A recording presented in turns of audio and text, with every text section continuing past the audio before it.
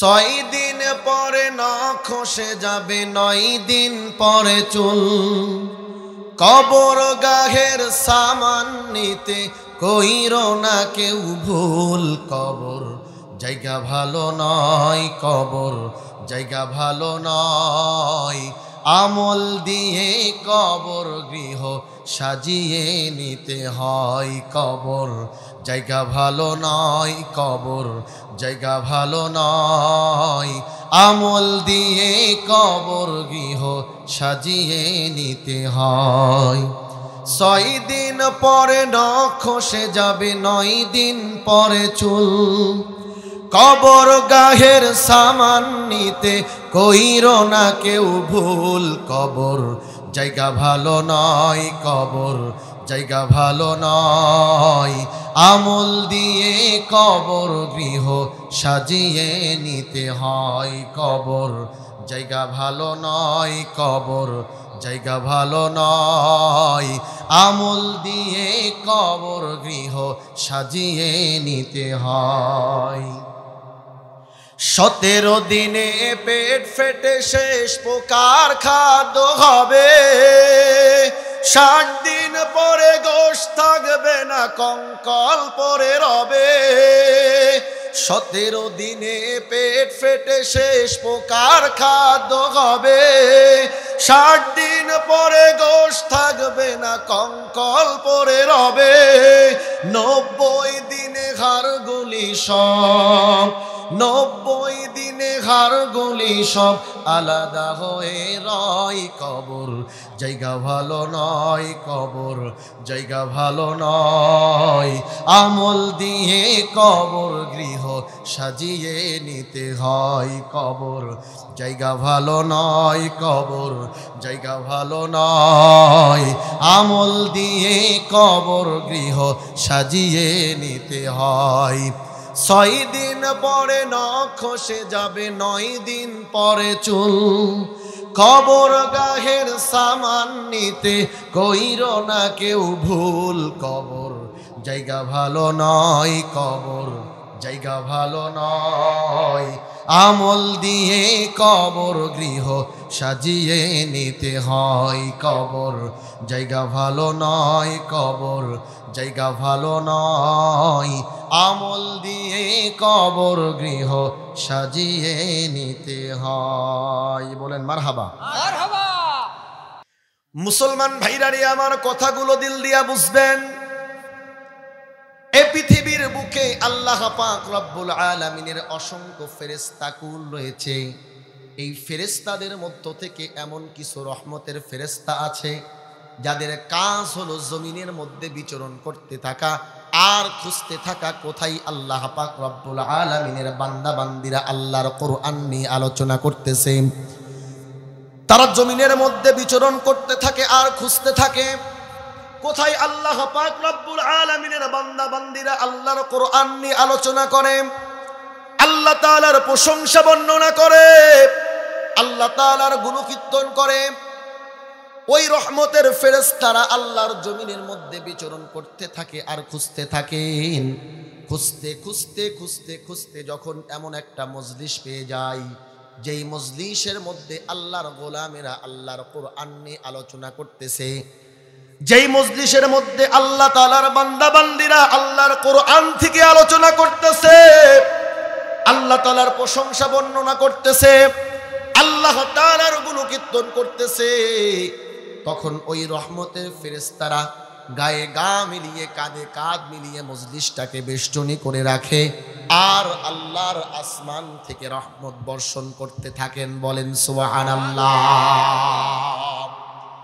মুসলমান ভাইরা রে আমার কথাগুলো দিল দিয়া বুঝবেন। আল্লাহ পাক রব্বুল আলামিন এই নিদারুণ দৃশ্য দেখার পর ওই রহমতের ফেরেশতাদেরকে ডেকে বলেন, ও আমার রহমতের ফেরেশতারা, তোমরা দুনিয়াতে ওই জায়গায় কি করো? ফেরেশতারা বলেন, রব্বুল আলামিন আপনার কিছু বান্দা বান্দিরা আপনার নামের জিকির করতেছে, আপনার প্রশংসা বর্ণনা করতেছে, আপনার গুণকীর্তন করতেছে, আপনার কোরআন থেকে আলোচনা করতেছে, আপনার কোরআনের আলোচনা শুনতেছে, যার কারণে আমরা গায়ে গা মিলিয়ে কাঁধে কাঁধ মিলিয়ে মজলিসটাকে বেষ্টনী করে রেখেছি, আর আপনার আসমান থেকে রহমত বর্ষণ করতেছি। মুসলমান বন্ধুগণ, আমি আপনাদেরকে প্রশ্ন করতে চাই, বলুন তো দেখি, বান্দা দুনিয়াতে কোথায় কি করে আমার আল্লাহ তাআলা দেখেন কি দেখেন না? আল্লাহ পাক রব্বুল আলামিন বান্দার সমস্ত কাজ সম্পর্কে অবগত থাকেন, তারপরেও কেন ফেরেশতাদেরকে জিজ্ঞেস করেন? গহীন সমুদ্রের তলদেশে যদি একটা ছোট্ট মাছ নড়াচড়া করে, সেই নড়াচড়ার আওয়াজও তো আমার মালিক শোনেন। আফ্রিকার জঙ্গল মিসমিসে কালো অন্ধকারের মধ্যে যদি একটা পিপিলিকাও হেঁটে যায়, ওই পিপিলিকার পায়ের আওয়াজ আমার মালিক শুনতে পান। রাতের বেলায় গহীন রাতে দরজা জানালা বন্ধ করে যদি কোনো বান্দা আল্লাহর নাফরমানি করে, গুনাহের কাজ করে, আমার মালিক তো ওটাও দেখে। আবার যদি গভীর রজনীতে বান্দা উঠে ওযু করে তাহাজ্জুদের নামাজে দাঁড়িয়ে যায়, আমার মালিক তো ওই কাজ সম্পর্কেও অবগত থাকেন। এরপরেও কেন ফেরেশতাদেরকে জিজ্ঞেস করেন? মুসলমান বন্ধুগণ, খুব ভালো করে বুঝবেন, কারণ আল্লাহ পাক রব্বুল আলামিন ফেরেশতাদের মুখ থেকে তার বান্দার আল্লাহর প্রতি ভালোবাসা মোহাব্বতের এই বহির প্রকাশ, এটা শুনতে বড় ভালো লাগে, যার কারণে আল্লাহ পাক রব্বুল আলামিন ফেরেশতাদের কাছে শুনতে চান। বলেন সুবহানাল্লাহ। মুসলমান ভাইরারে আমার, খুব ভালো করে বুঝবেন, আল্লাহ পাক রব্বুল আলামিন ওই রহমতের ফেরেশতাদেরকে প্রশ্ন করেন, ও আমার রহমতের ফেরেশতারা, আমি তোমাদের কাছে জানতে চাই আমার বান্দা বান্দিরা ওই জায়গায় কি করে? ফেরেশতারা বলেন, রব্বুল আলামিন আপনার কিছু বান্দা বান্দিরা কোরআন থেকে আলোচনা করতেছে, কোরআনের আলোচনা শুনতেছে, আপনার গুণকীর্তন করতেছে, আপনার প্রশংসা বর্ণনা করতেছে, যার কারণে গায়ে গা মিলিয়ে কাঁধে কাঁধ মিলিয়ে মজলিসটাকে আমরা বেষ্টনী করে রেখেছি, আর আপনার আসমান থেকে রহমত বর্ষণ করতেছি। বলেন সুবহানাল্লাহ।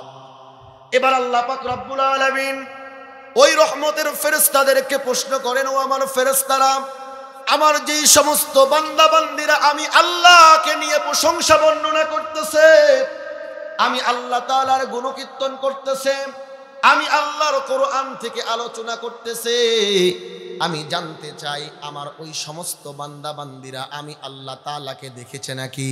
ফেরেশতারা বলেন, রব্বুল আলামিন, না না না, তারা তো আপনি আল্লাহকে দেখে নাই। আল্লাহ পাক রব্বুল আলামিন আবারও প্রশ্ন করেন, তাহলে আমার ওই সমস্ত বান্দা বান্দিরা আমি আল্লাহর জান্নাত দেখেছে নাকি? ফেরেশতারা বলেন, রব্বুল আলামিন আপনার এই সমস্ত বান্দা বান্দিরা আপনার জান্নাতও দেখে নাই। ফেরেশতাদেরকে আল্লাহ পাক রব্বুল আলামিন আবারও প্রশ্ন করেন, তাহলে আমার এই সমস্ত বান্দা বান্দিরা আমি আল্লাহর জাহান্নাম দেখেছে নাকি? ফেরেশতারা বলেন, রব্বুল আলামিন আপনার এই সমস্ত বান্দা বান্দিরা আপনার জাহান্নামও তো দেখে নাই।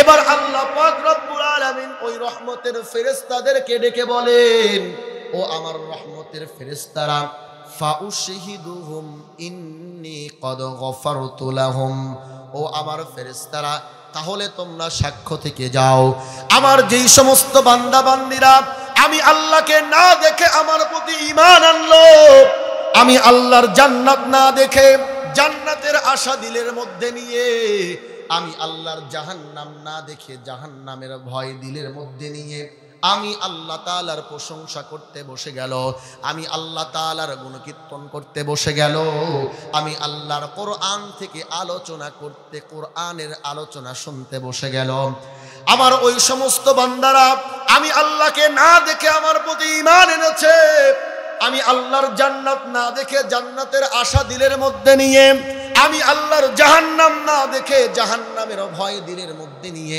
যারা আমি আল্লাহ তাআলার কোরআনের মজলিসে বসে গেল, ফাউশহিদুহুম ইন্নী কদ গফারতু লাহুম, ও আমার ফেরেশতারা তোমরা সাক্ষ্য থেকে যাও, আমি আল্লাহ পাক রব্বুল আলামিন আমার ওই সমস্ত বান্দা বান্দির জিন্দেগীর সমস্ত গুনাহগুলোকে মাফ করে দিলাম। বলেন সুবহানাল্লাহ। আল্লাহ পাক রব্বুল আলামিন বলেন, ফাউশহিদুহুম ইন্নী কদ গফারতু লাহুম, ও আমার ফেরেশতারা তোমরা সাক্ষ্য থেকে যাও, আমার যেই সমস্ত বান্দা বান্দিরা আমি আল্লাহকে না দেখে আমার প্রতি ঈমান এনেছে, আমি আল্লাহর জান্নাত না দেখে জান্নাতের আশা দিলের মধ্যে নিয়ে, আমি আল্লাহর জাহান্নাম না দেখে জাহান্নামের ভয় দিলের মধ্যে নিয়ে যারা নাকি আমি আল্লাহর কোরআনের মজলিসে বসে গেল, ফাউশহিদুহুম ইন্নী কদ গফারতু লাহুম, তোমরা সাক্ষ্য থেকে যাও আমি আল্লাহ পাক রব্বুল আলামিন ওদের জিন্দেগীর সমস্ত গুনাহগুলোকে মাফ করে দিলাম। চিল্লায়া বলেন সুবহানাল্লাহ। তাহলে আমরা এই কোরআনের মজলিসে বসে বোকার পরিচয় দিয়েছি নাকি বুদ্ধিমানের মতো কাজ করেছি? বুদ্ধিমানের কাজ করেছি। জোরে বলেন। বুদ্ধিমানের কাজ করেছি। নিঃসন্দেহে বুদ্ধিমানের কাজ করেছি, কারণ হয়তো মাইকের আওয়াজ অনেক দূর পর্যন্ত যাবে।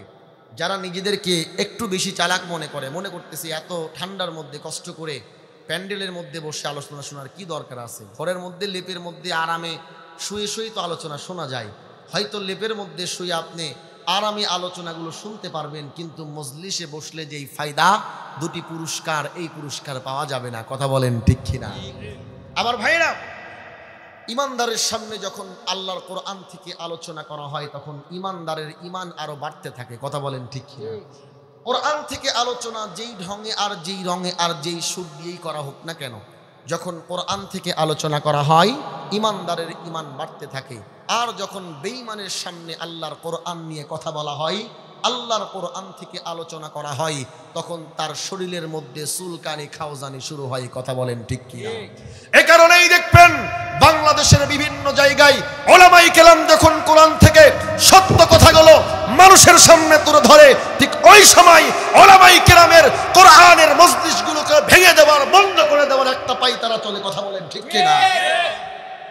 মুহতারাম হাজরিন, আজকে শুধুমাত্র কোরআনের আলোচনা, কোরআন থেকে সত্য কথাগুলো, হক কথাগুলো বলার কারণে ওলামায়ে কেরাম আজকে বছরের পর বছর জেলখানার মধ্যে বন্দী। কথা বলেন ঠিক?